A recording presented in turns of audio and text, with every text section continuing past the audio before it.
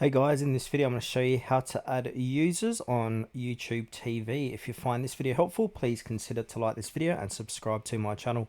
In saying that, let's just jump straight into the video. Okay, so what we first need to do is head on over to tv.youtube.com and sign into your account. Then from here, we want to go in and click onto your account and then click into settings. Now from here, we're going to be inside of settings. Now on the left hand side, we've got these different tabs. We want to go in and click onto family sharing. And now from here, we need to go ahead and click onto sign up. So finish signing up to share with up to 5 people. So click on the sign up button. Now basically, if you're using a free trial, we need to go ahead and upgrade this so we can do a base plan here. And if you've got a promo code, add that.